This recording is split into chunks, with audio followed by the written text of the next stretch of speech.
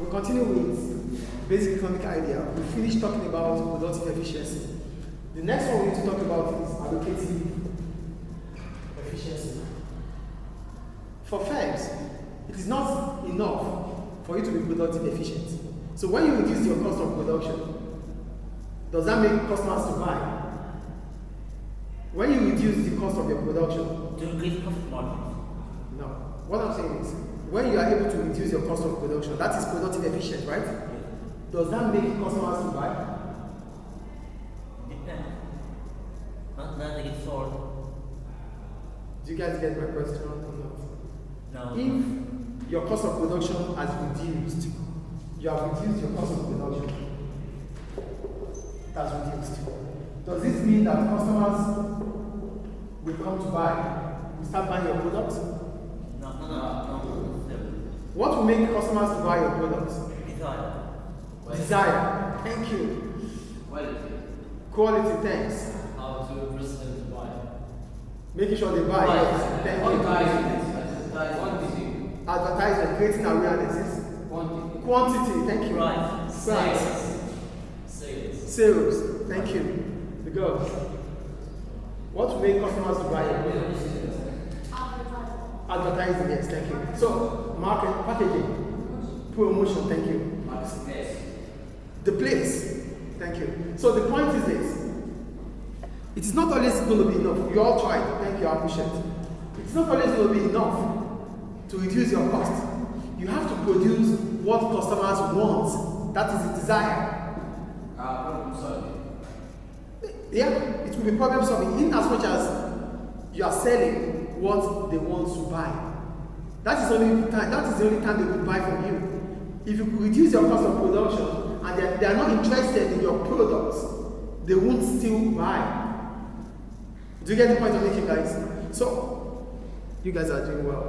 So, the point is, as soon as you reduce your cost of production, you have to produce goods that the customer wants to buy. And that is where allocative efficiency comes into place. So allocative efficiency is about quantity, like you said, quantity. The quantity of what you are producing is enough for your customers. Because if it is enough, then they become satisfied. Utility. What is utility? Tools. No. Utility. Utility is not that right. What's utility? The usage. Uses. Utility is the amount of satisfaction you derive Benefit. from the consumption of the commodity. So this is a marker, right? I'm using it. If I am happy using it, I derive utility. Do you get it? Yes. So the main reason why we produce goods is to make customers to what? Satisfied. And that is what allocative efficiency is about. Allocative efficiency is about producing goods and services that customer desires. And because as a result of that, they become happy buying from you. Not always. Why will the customer not be happy? Not all products are desired. Their needs. The point is finding out the gap. This is the gap, right? As a firm, what you need to do is find out this gap, produce what is missing in that gap. This is a marker. You're not going to produce a marker for our hospital. Yeah, good. So when you produce marker for a doctor or a lawyer, it doesn't need it. But for me, yes, I derive satisfaction from it because I'm a teacher. So each firm will produce for customers that it think needs its product. So when you produce goods that make the customer not to be happy, it means they are not satisfied. That is your own problem, and that's your cup of tea. That's what you need to solve. Because if your customers are not happy, they go elsewhere. They move. Customers are king. We don't toy with them. Without them, we don't sell. So what will make customers buy? Quality is part of it. What is quality? meeting customers' expectation. That is business, though. When you're able to meet customers' expectation, that is quality. So, what we are talking in essence is that there is productive efficiency, which does not indicate your sales as a business. Allocative efficiency is also important. So a firm has to be productive efficient and allocative efficient. You have to produce goods that customer wants at a desired or affordable price. So in that market, your demand must equal to your supply. Equilibrium. Is it making sense, guys? Yes. So, as a firm that is both productive and allocative efficiency, you produce at this point, where demand equals to supply. Do we get it here? Yes. The price is equal with the quantity. That is equilibrium, right? Yeah. When price equals to quantity equilibrium, the quantity demanded equals to the quantity supply. That is equilibrium. Yes. So a firm will be considered perfectly, will be considered both productive and allocative efficient if it produces at this point. Do we get it or not? Yes, the supply meets demand and the efficiency. Demand meets supply. That is equilibrium. The price and the quantity as agreed. The market will clear. The market will what? The market will clear.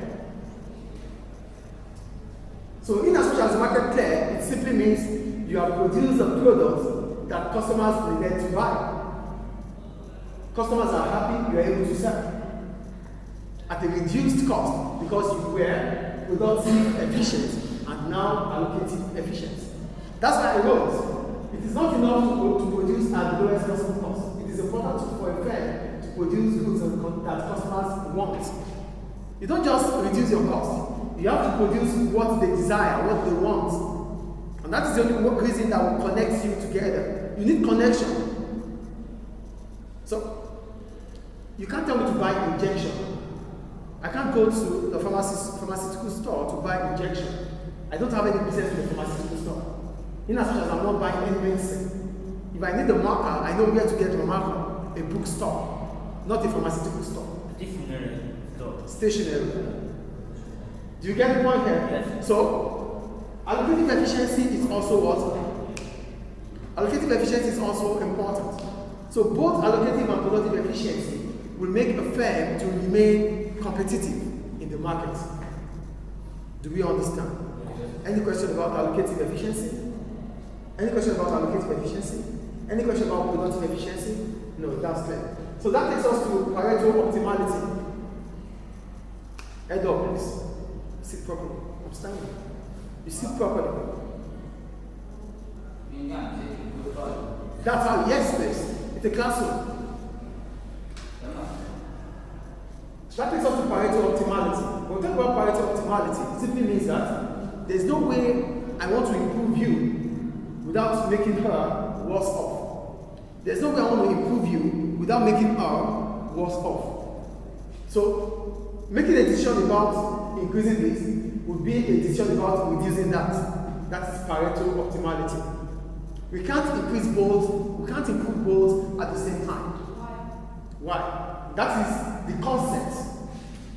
That is the concept of Pareto optimality.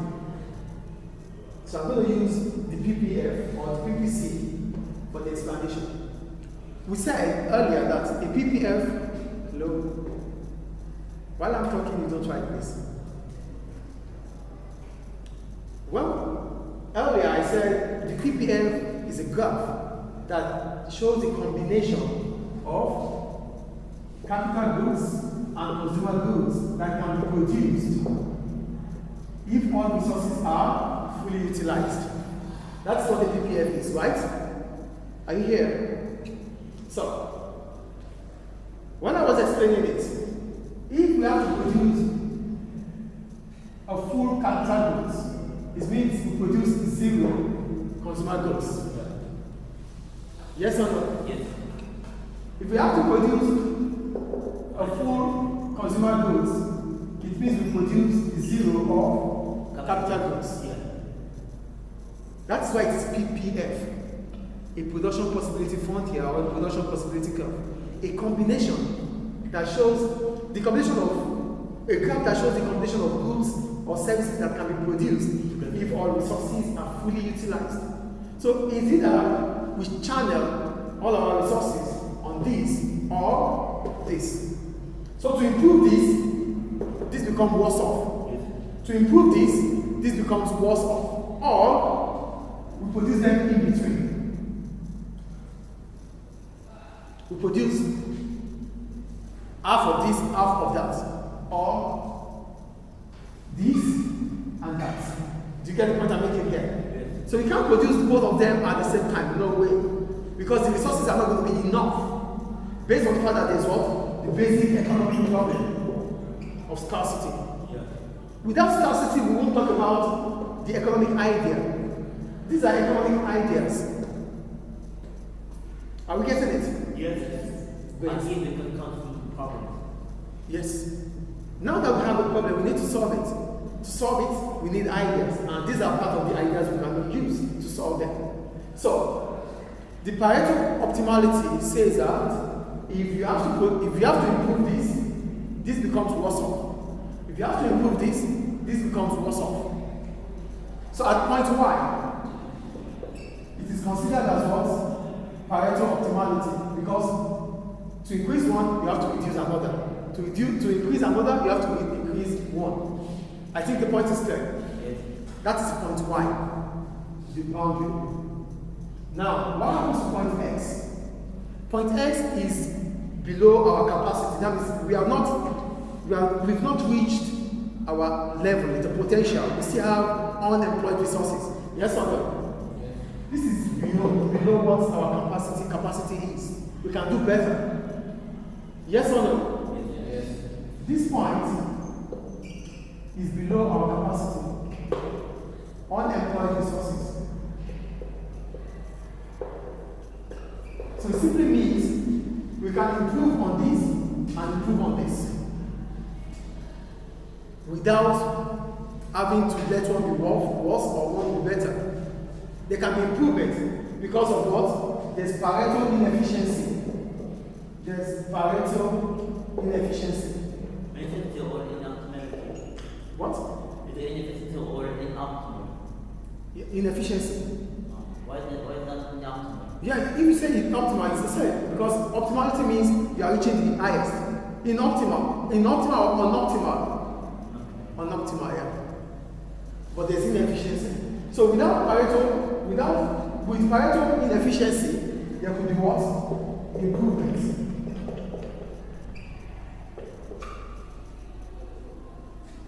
Does it make sense here or not?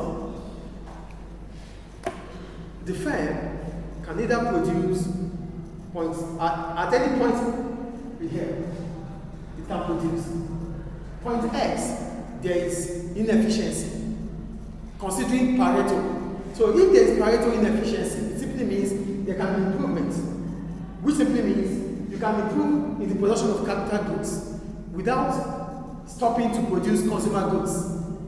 Because you can improve on producing more capital goods and more consumer goods at the same time. It's about improvement. You have resources available. You have not reached your full potential, which simply means you can improve both. Unlike here, that you have reached your full potential. To improve one, you have to reduce another. But here, there are still resources available to produce this and at the same time produce this. So that means you can improve on the consumer goods and at the same time improve on capital goods. Do we understand? Yes. Pareto optimality means we cannot improve one without reducing another. That is Pareto optimality. And there is Pareto inefficiency, which simply means we can improve both at the same time. Is Pareto clear? So the concept about Pareto is that if we are at full operation, we cannot improve, except we reduce one for another. But if we are below what we can produce, we can improve both. So the only situation that we can use in improving both is when we are in Pareto inefficiency. Any question about Pareto? Thank you.